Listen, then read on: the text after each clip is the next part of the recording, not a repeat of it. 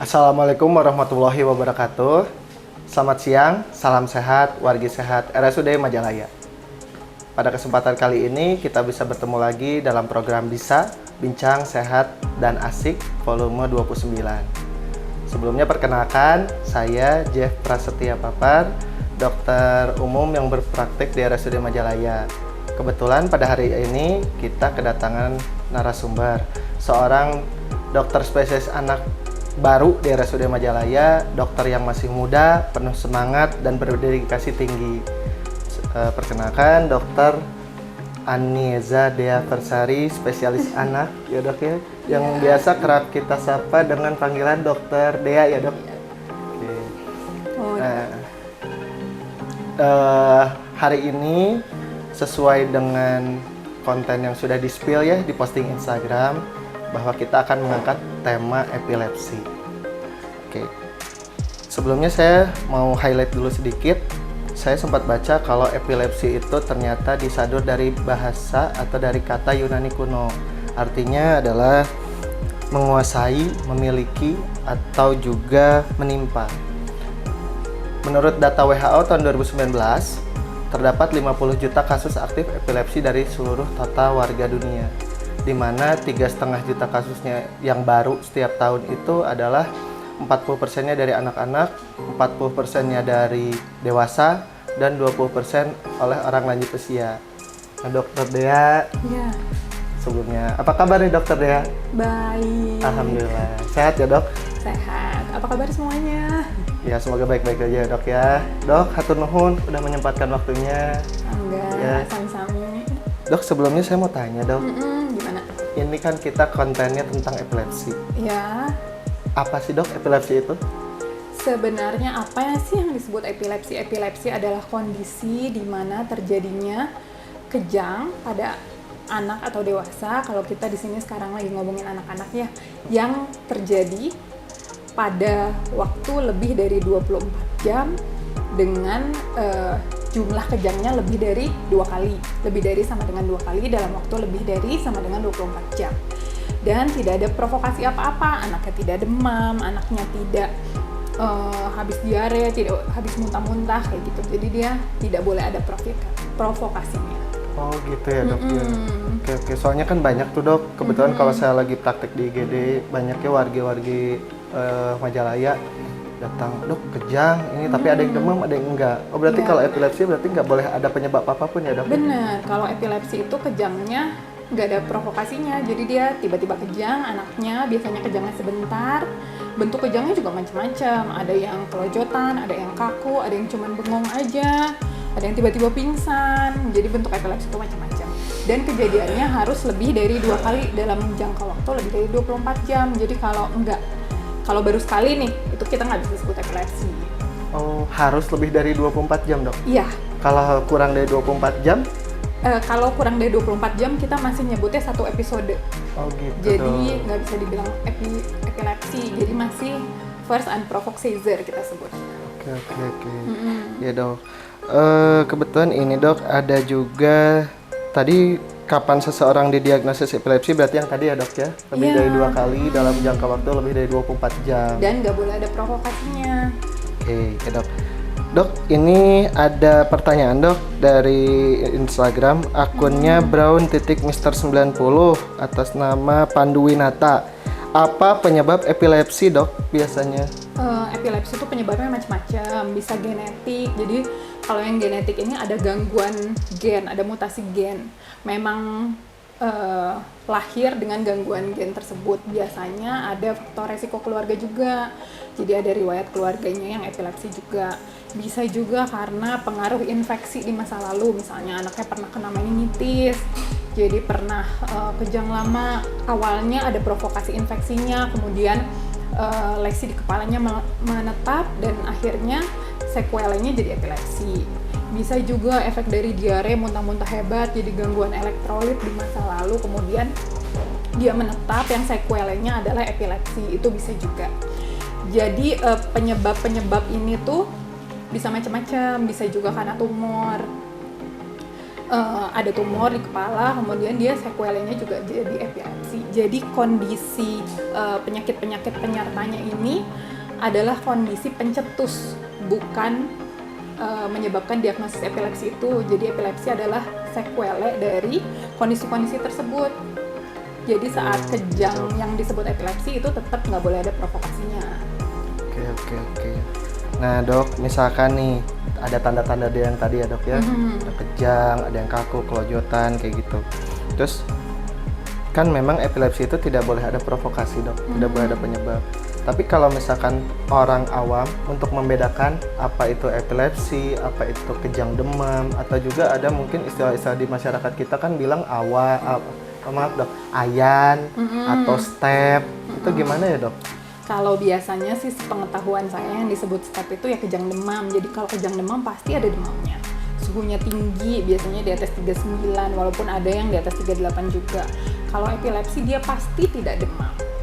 Tidak ada pencetusnya dan biasanya waktunya itu sebentar, dari beberapa detik sampai beberapa menit aja. Kalau dia kejang demam bisa sampai lebih dari 15 menit, bisa sampai status epileptikus, walaupun epilepsi pun ada yang seperti itu tapi jarang. Biasanya dia berhentinya lebih cepat dan bisa berhenti sendiri. Walaupun misalnya dalam 24 jam itu bisa beberapa kali, tapi itu sebentar-sebentar bisa berhenti sendiri. Oh iya dok, oke. Terus ini ada juga pertanyaan dok yang kedua di Instagram DM ya, dari akun mn_yakin dok. Pak Yakin ini dia tanya, dok kalau misalkan ada yang kejang, bagaimana penata laksanaan awal bila kejang? Apa yang harus dilakukan dan tidak boleh dilakukan? Karena katanya seringkali kalau yang kejang itu diganjal pakai sendok mulutnya. Gimana dok? Iya, itu nggak boleh ya. Jadi kalau misalnya anak kita kejang di rumah, baringkan si anak itu di tempat yang datar. Kalau bisa di lantai, jangan di kasur. Karena kan kalau kasur teh ngejelebek gitu ya. Jadi cari tempat ambles yang ya, dok, datar, ya? ambles, benar. Jadi taruh di tempat yang datar, longgarkan pakaiannya, jauhkan dari benda-benda yang berbahaya. Jadi anak itu dibikin secure. Didiemin aja. Kalau dia ada muntah, dimiringkan kepalanya. Kalau misalnya kejangnya berlangsung lebih dari 3 menit, itu misalnya kita punya stok obat kejang yang dimasukkan dari anus, itu bisa kita masukkan, kita berikan sambil kita bawa ke rumah sakit, ke vaskes terdekat. Tapi kalau kita nggak ada, misalnya kejang udah berlangsung 2 menit, cepat-cepat bawa ke vaskes terdekat. Tapi yang utamanya itu, begitu anak kejang, baringkan dia di posisi yang aman, miringkan, kemudian jauhkan benda-benda yang berbahaya lah ya. Jangan masukin sendok, jangan masukin tangan kita, apalagi karena dia bisa ngegigit sewaktu-waktu. Kemudian segera bawa ke vaskes terdekat. Gitu. Jadi nggak usah panik kalau kejangnya nggak lebih dari 3 menit. Oke dok. Terus misalkan kalau dia masih di rumah dok, kejangnya lama, itu lidahnya kan takut gigit dok. Gimana dok caranya dok? Kalau Udah biarin aja. Oh, biarin jangan aja dok. diapa-apain ya. Iya dok. Sama ini dok, ada pertanyaan lagi dok. Bagaimana terapi epilepsi? Apakah semua kejang epilepsi itu harus minum obat rutin atau seperlunya aja? Nah, kalau memang sudah didiagnosis epilepsi, udah tegak nih kata dokter, anak saya epilepsi, artinya si anak harus minum obat anti kejang selama 2 tahun bebas kejang. Jadi dia akan rutin minum obat sampai 2 tahun bebas kejang. Jadi misalnya si anak itu kejang hari ini, berarti dia minum obat kejang sampai 2 tahun lagi. Kalau dalam prosesnya di tengah-tengah dia kejang lagi, berarti waktunya dipundurin lagi. Dari terakhir kali dia kejang, 2 tahun lagi. Dan si obat kejang ini harus kita evaluasi efek sampingnya, dosisnya. Makanya anak-anak dengan epilepsi harus kontrol rutin. Kayak yang paling sering kita pakai kan Depaket-nya, Depakot mungkin yang paling sering dipakai karena itu sediaan obat anti epilepsi yang paling umum. Nah, efek sampingnya yang paling sering kan trombositopeni, jadi penurunan dari kadar trombosit. Biasanya anak-anak yang mengalami efek sampingnya, gejalanya ada bintik-bintik merah. Jadi kalau udah ada tanda-tanda seperti itu, baiknya diperiksakan darah. Idealnya anak-anak yang dapat obat-obatan seperti ini tiap kali dia kontrol memang diperiksakan darah. Oke. Itu obatnya nggak bisa dibeli bebas ya dok ya? Iya, harus kontrol ya? karena dosis obatnya juga harus dievaluasi. Jadi misalnya nih si anak ini nggak ada kejang, tapi berat badannya naik. Iya. Nah, si dosis obat pasti naik karena ngikutin berat badannya. Jadi jangan menggunakan obat yang sama, kan 2 tahun itu apalagi anak-anak pasti berat badan naiknya banyak ya. Iya dok. Iya. Jadi jangan pakai dosis yang sama terus. Kenapa? Karena dosis yang sama ketika dibagi per kilogram berat badan, dosisnya pasti akan menurun. Ketika dosisnya menurun, dia nggak bisa cover kebutuhan badan. Jadi kemungkinan kejangnya akan lebih besar. Kalau di tengah-tengah dia kejang lagi kan kasihan, obatnya makin panjang, efek samping makin banyak. Jadi itu. Makanya ibu-ibu, bapak-bapak harus evaluasi tiap bulan. Kalau misalkan dok, dia lagi terapi 2 tahun pertama itu, terus tiba-tiba bulan 11, bulan 13 kejang lagi, ngulang lagi nggak dok? Diulang lagi, jadi dosis akan dinaikkan. Kan kita punya range dosis itu besar ya, obat anti epilepsi dari 20 sampai 60 mg per kilo. Nah, itu kita mulai dari dosis kecil dan pelan-pelan dinaikin. Ketika dia kejang, dosisnya akan dinaikin lagi. Ketika berat badannya nambah, dosisnya akan dinaikkan, tapi jumlah dosisnya tidak bertambah. Jadi miligram per kilonya nggak bertambah. Tapi kalau dia kejang lagi, si miligram per kilonya akan dinaikkan. Oke. Oh, terus dok, kalau misalkan yang epilepsi kayak gitu, tadi kan kalau dari tanda yang sudah tadi dokter jelaskan, ada kejang lebih dari 2 kali dalam durasi lebih dari 24 jam dan lain-lain.